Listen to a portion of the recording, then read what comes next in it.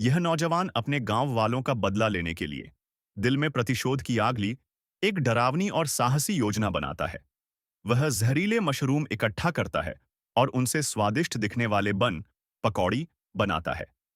जब गर्मा गर्म बन तैयार होते हैं और उनकी खुशबू चारों ओर फैल जाती है, तो बिना जरा भी हिचकिचाए वह उन बनों को जापानी सैनिकों घोरों को देने निकल पड़ता है। उनका शक दूर करने के लिए वह खुद सामने से एक बन उठाकर खा लेता है, चेहरे पर मुस्कान लिए, जैसे उसे बहुत स्वाद आ रहा हो। यह देखकर जापानी सैनिक हंसने लगते हैं और निश्चिंत होकर अपने आदमियों को भी खाने का आदेश देते हैं। भूख से बेहाल वो सभी सैनिक भेड़ियों की तरह उन बनों पर टूट पड़ते हैं और कोई नहीं जानता था कि यही उनका आखिरी भोजन साबित होने वाला है। जैसे जैसे वे खाने लगते हैं, नौजवान के चेहरे पर एक हल्की मुस्कान उभरती है, एक मुस्कान जिसमें जीत और बदले की तृप्ति दोनों झलक रही थी। लेकिन कुछ ही देर बाद जहर का असर उसके शरीर में भी फैलने लगता है।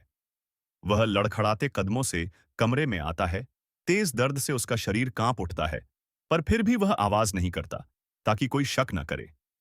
वह धीरे से आग के पास जाता है और अपनी वो टोपी, जिसे गांव वाले देशद्रोही गद्दार का निशान समझते थे, आग में फेंक देता है।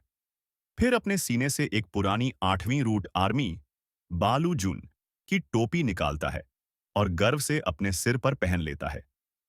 असल में इतने दिनों से वह गांव वालों के बीच एक गद्दार की तरह जी रहा था, यहां तक कि उसकी अपनी बहन भी उससे मुंह फेर चुकी थी। लेकिन यह सब उसने इसलिए सहा ताकि वह दुश्मनों का भरोसा जीत सके और एक सही मौके पर उन्हें खत्म कर दे। आज वही समय आ चुका था। उसने अपने प्राणों की आहुति देकर गांव वालों का खून का बदला पूरा कर दिया। कुछ ही मिनटों बाद 8वीं रूट आर्मी के सिपाही वहां पहुंचे। वे एक बड़ी लड़ाई के लिए तैयार थे, लेकिन सामने का दृश्य देखकर हैरान रह गए। सभी जापानी सैनिक जमीन पर पड़े थे, मुंह से झाग निकल रहा था और सब मर चुके थे। कमांडर ने एक बन उठाया और तुरंत समझ गया कि क्या हुआ है। वे दौड़कर रसोई में पहुंचे।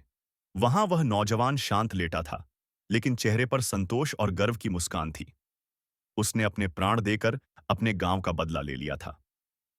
चलो, हम सब मिलकर इस बहादुर और निडर युवक को सलाम करें और उन सभी वीरों को नमन करें जिन्होंने देश की आजादी के लिए अपना सिर कुर्बान किया और खून की आखिरी बूंद तक लड़ते रहे।